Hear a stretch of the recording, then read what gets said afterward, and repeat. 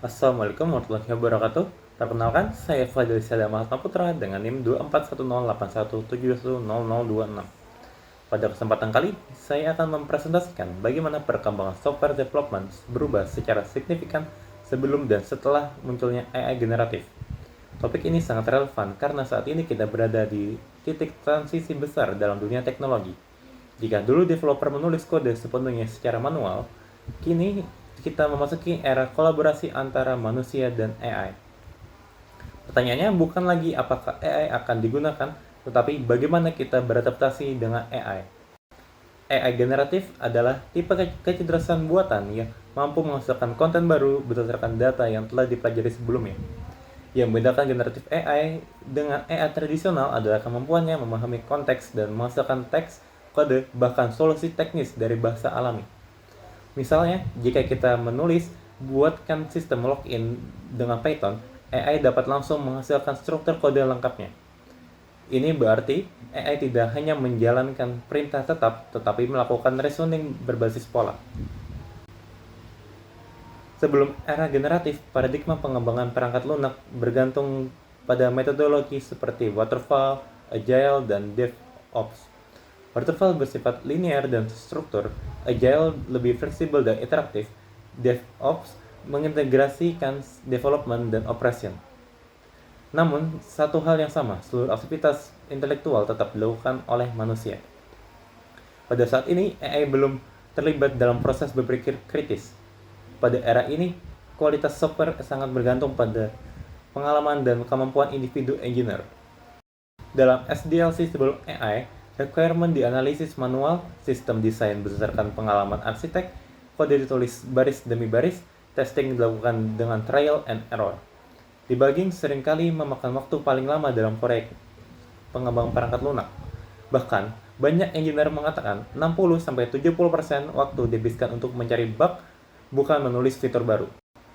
Peran engineer sebelum AI, engineer adalah problem solver utama. Mereka merancang arsitektur, menulis kode, menguji, dan mengambil keputusan teknis. Dengan kata lain, engineer adalah pusat kendali penuh sistem. Semua tanggung jawab intelektual ada pada engineer. Setelah munculnya generatif AI, terjadi pergeseran paradigma dari manual coding menjadi AI assisted development. Sekarang, developer tidak selalu menulis dari nol. Mereka bisa menggunakan AI untuk menghasilkan boilerplate code, membantu debugging, melakukan refactoring, bahkan menjelaskan dokumentasi yang kompleks. Ini mempercepat proses secara signifikan. Perubahan ini menandai transisi dari human-centered development menjadi human AI collaborative development.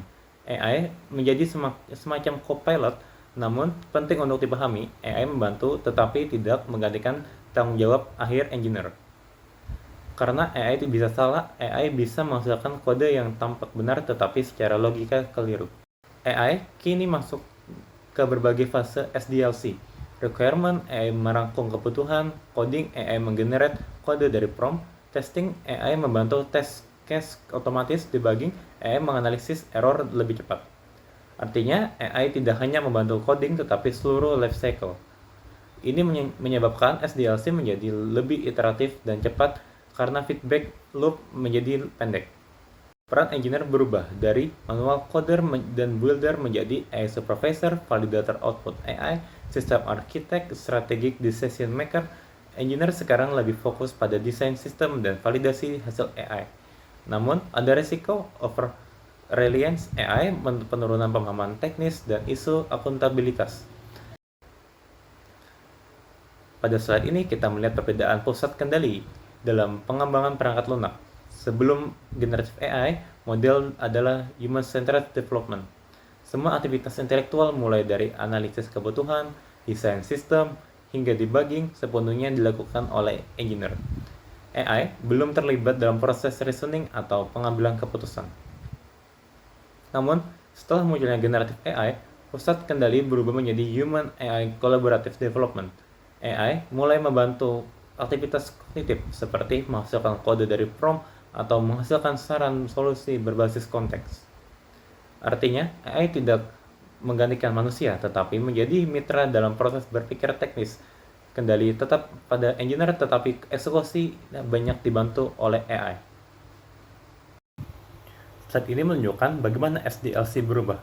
Sebelum generatif AI, requirement, coding, dan testing dilakukan secara manual dan workflow cenderung sekuensial. Setiap fase harus selesai sebelum masuk fase berikutnya. Setelah generatif AI terintegrasi langsung ke dalam requirement analysis, automated code generation, hingga AI assistant testing dan debugging. Dampaknya adalah SDLC menjadi lebih cepat dan lebih interaktif. Feedback loop menjadi lebih pendek karena AI dapat langsung memberikan alternatif solusi atau memperbaiki kesalahan dengan cepat. Di era sebelum AI, engineer adalah manual coder dan builder system. Mereka menjadi problem solver utama dalam setiap aspek teknis. Namun setelah generatif AI, peran tersebut tergeser menjadi AI supervisor dan validator output AI. Engineer kini lebih fokus pada mendesain arsitektur, mengevaluasi kualitas output AI, dan mengambil keputusan strategis. Dengan kata lain, peran engineer naik ke level yang lebih konseptual dan strategis, bukan hanya eksekutor teknis. Pada workflow development, perbedaan sangat terasa. Sebelum AI, developer membaca requirement manual, mencari referensi di dokumentasi atau forum, menulis kode dari nol, dan debugging menjadi trial and error. Setelah AI, requirement bisa dirangkum AI memberikan rekomendasi arsitektur, kode dapat digenerate dari prompt, bahkan test case bisa dibuat otomatis. Ini menunjukkan yang sebelumnya memakan waktu berjam-jam bisa dipersingkat menjadi hitungan menit hanya dengan keberadaan generatif AI. Namun, tetap diperlukan validasi agar kualitas tetap terjaga. Dampak terhadap produktivitas dan kompleksitas. Sebelum generatif AI, produktivitas sangat bergantung pada pengalaman engineer. Proyek kompleks membutuhkan waktu lama dan repetitif tasks menghabiskan banyak energi. Setelah generatif AI, produktivitas meningkat karena banyak tugas repetitif dapat diotomatisasi dengan AI. AI juga membantu memetakan kompleksitas sistem dan memberikan solusi alternatif. Namun penting untuk dicatat, produktivitas tinggi tidak selalu berarti pemahaman tinggi. Jika engineer terlalu bergantung pada AI, pemahaman mendalam terhadap sistem bisa berkurang. Disinilah keseimbangan antara efisiensi dan kompetensi menjadi kunci. Kelebihan era lama adalah kontrol penuh, pemahaman mendalam, akuntabilitas jelas, namun proses dan beban tinggi. Di era AI, kelebihannya produktivitas tinggi, SDLC lebih cepat, biaya bisa ditekan. Kekurangannya, ketergantungan, risiko kesalahan model, penurunan kemampuan problem solving jika terlalu bergantung. AI mempercepat junior developer, tetapi juga bisa memperlebar gap antara engineer yang benar-benar paham dan yang hanya mengandalkan AI. Dampaknya pada pekerjaan sangat signifikan. Tim bisa lebih kecil, output bisa lebih besar, dan biaya bisa ditekan. Namun, skill yang dibutuhkan menjadi berubah. Sekarang, skill yang dibutuhkan adalah critical thinking, system design thinking, kemampuan evaluasi AI output, dan pemahaman etika teknologi. Sebagai kesimpulan, generatif AI telah mengubah paradigma software developer dari yang sepenuhnya human-centered menjadi kolaborasi antara manusia dan AI. Sebelum era ini, seluruh proses mulai dari analisis, desain, coding, hingga debugging dilakukan secara manual oleh engineer. Kini, AI mampu membantu di hampir seluruh fase SDLC, meningkatkan produktivitas, mempercepat proses, dan mengotomatisasi banyak tugas teknis. Namun, peningkatan efisiensi ini juga membawa tantangan, seperti risiko ketergantungan berlebihan, penurunan pemahaman teknis, serta isu akuntabilitas jika terjadi kesalahan. Karena itu, peran engineer tidak hilang, melainkan berubah. Engineer kini dituntut menjadi pengawas, validator, dan pengambilan keputusan strategis dalam sistem yang didukung AI.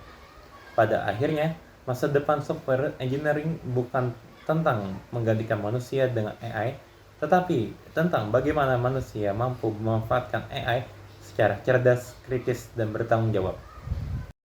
Pada slide ini terdapat daftar pustaka yang menjadi landasan dalam penyusunan materi presentasi kali ini.